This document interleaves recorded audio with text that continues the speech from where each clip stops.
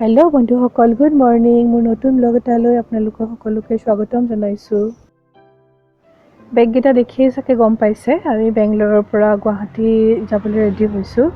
ইয়াত কেব 6:30ত আহিছে ৰাতিপুৱা। আমি 6:30 এতিয়া কেবত বহি গৈ আছোঁ। আমাৰ 10 o'clock আমাৰ ফ্লাইট আছে। আৰু এয়াৰপৰ্ট পোৱাৰ আগত এখন ৰেষ্টুৰেণ্টৰ পৰা আমি ব্ৰেকফাষ্টটো লৈ লৈছিলোঁ, শ্ৰীকৃষ্ণ সাগৰ বুলি। তেতিয়া ব্ৰেকফাষ্টটো লৈ ল'লে আমি এয়াৰপৰ্টত বহিয়ে খাব পাৰিম, সেইটো ভাবি একচুৱেলি ব্ৰেকফাষ্টটো লৈ লোৱা হৈছিলে।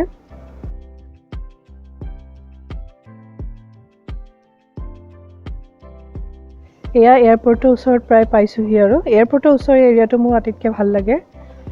দুইটা চাইডে বহুত ধুনীয়া গাৰ্ডেনিং, বহুত ধুনীয়াকৈ গাৰ্ডেনিং কৰা আছে। আৰু এয়া আমি অলৰেডি এয়াৰপৰ্ট পাইছোঁহি আৰু এয়া চাওক, এয়াৰপৰ্টৰ ছাইডত ইমান ধুনীয়া ফুলৰ গাৰ্ডেনিং আছে দুইটা ছাইডতে।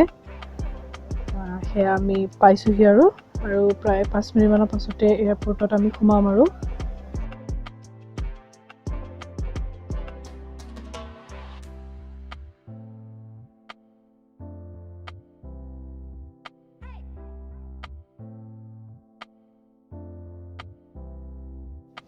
এয়া আমি এয়াৰপৰ্ট পাইছোঁহি।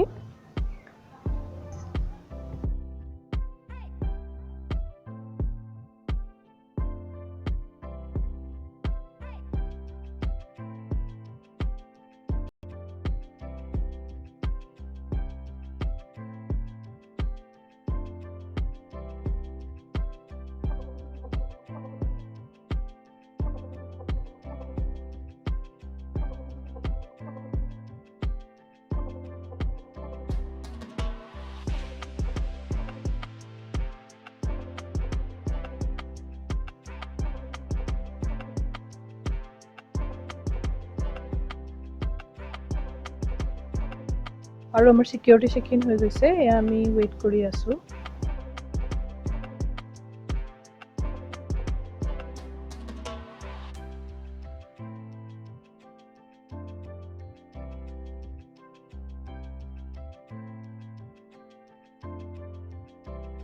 ফ্লাইট 20 মিনিটছমান ডিলে হৈছিল, যিহেতু বহুত ফগ আছিল।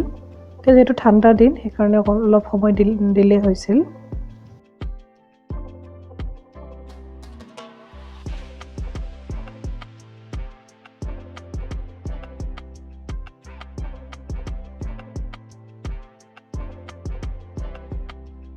আমাৰ ফ্লাইট বেংগলোৰ টু বাগডোগৰা আৰু বাগডোগৰা টু গুৱাহাটী আছিলে। চ' এতিয়া ফাৰ্ষ্ট আমি বাগডোগৰালৈ গৈ আছোঁ।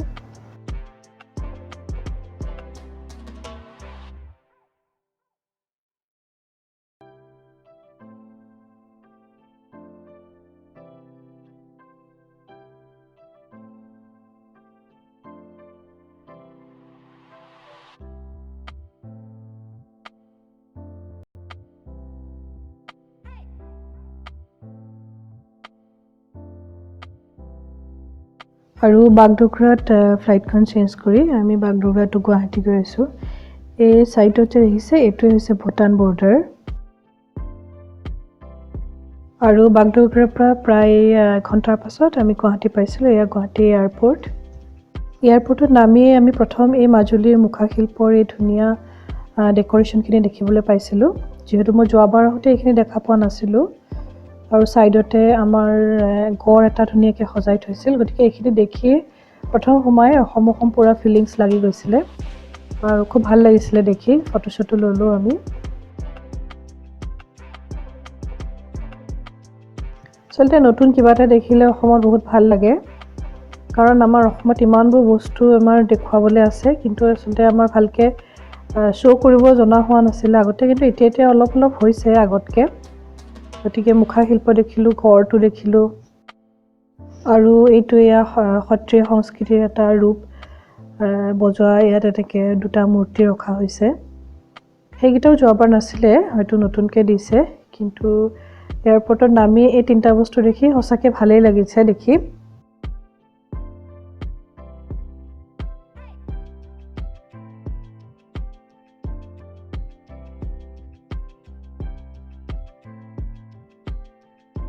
এয়া আমি কেব লৈ এয়াৰপৰ্টৰ পৰা ঘৰলৈ গৈ আছোঁ আৰু ফাইনেলি আমি ঘৰ পালোহি। এইটোৱে হৈছে মোৰ ৰুম। মায়ে বৰ ধুনীয়াকৈ সজাই থৈছে, সেইকাৰণে ভাবিলোঁ অকণমান ৰুমটো মই অকণমান গোটেই হোম টুৰৰ পিছত ভিডিঅ' বনাম, কিন্তু এতিয়া বৰ্তমান মোৰ ৰুমটোৰ টুৰ দেখাই লওঁ অকণমান। এয়া মায়ে এই দুখন ফটো আমাৰ নতুনকৈ বন্ধাই পেলাই আমাৰ ৰুমত সজাই থৈছে, আমাৰ বিয়াৰ ফটো দুইটাৰে এখন এখন ফটো। আৰু এইটো এটা শ্ব'কেছ মোৰ। তাৰপাছত গোটেইবোৰ বস্তু মায়ে আচলতে বৰ ধুনীয়াকৈ সজাই থৈছে, সেইকাৰণে মই বোলো প্ৰথমেই এই ভিডিঅ'টোত মাৰ এই সজোৱাখিনি ধুনীয়াকৈ দেখাওঁ এবাৰ, পিছত কমপ্লিট ভিডিঅ' বনাম মই। আৰু এইটো হৈছে ডাইনিং ৰুম। মা আচলতে ঘৰ সজোৱাত মা বহুত চখ আছে, সেইকাৰণে মায়ে বহুত ধুনীয়াকৈ সজাই, আপোনালোক দেখিলে গম পাব। চব বস্তু মায়ে এটা এটাকৈ সজাইছে। এইটো হৈছে ডাইনিং হল, আৰু ইয়াতো হৈছে গোসাঁই ঘৰ, আৰু এইফালে এইটো কিটচেন, ফ্ৰিজটোৰ চাইডেদি এইটো কিটচেন। এইবোৰ ফুল মায়ে বনোৱা, এইবোৰ চব ডেক'ৰেশ্যন মায়ে কৰা। আৰু সেয়া দেউতাৰ ফটো। ইয়াতো এখন আমাৰ বিয়াৰ ফটো বন্ধাই থোৱা আছে, আমাৰ ৰিচিপশ্যনৰ ফটো হয় এখন। ওপৰত এইবোৰ পুৰণা ফটো, মা দেউতা আৰু মোৰ হাজবেণ্ডৰ ভায়েকৰ ফটো, এইবোৰ মায়ে ষ্টিকাৰ লগাইছে। আৰু এখন দেউতাৰ ফটো মায়ে ধুনীয়াকৈ বন্ধাই থৈছে। আৰু সেইদিনা আৰু ভিডিঅ' কৰা আচলতে নহ'লে, বহুত টায়াৰ্ড হৈ আহিছোঁ। এয়া নেক্সট মৰ্ণিং ভিউ। এয়া আমাৰ ঘৰৰ সন্মুখতে এখন স্কুল হৈছে, আগতে কমপ্লিট হোৱা নাছিল, এতিয়া কমপ্লিট হৈছে। আৰু পিছফালে এইটো এটা পাহাৰ, ইয়াৰ ভিউটো বহুত ধুনীয়া লাগে। এইবোৰ ছাইডত গছ আছে, আৰু এয়া আমি ৰাতিপুৱা এনজয় কৰি আছোঁ।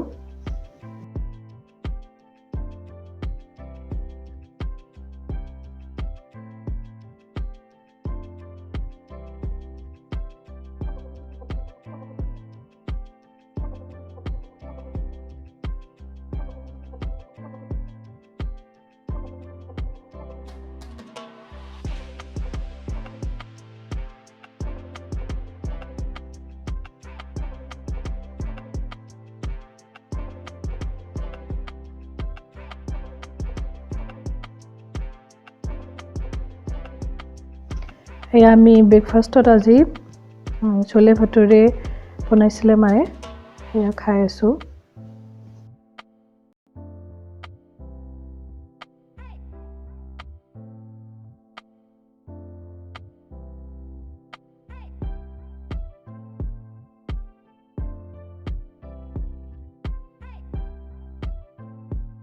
আৰু ব্ৰেকফাষ্ট খাই পেলাই আমি বজাৰ যাবলৈ ৰেডি হৈছোঁ। হাজবেণ্ডে গাড়ী উলিয়াইছে।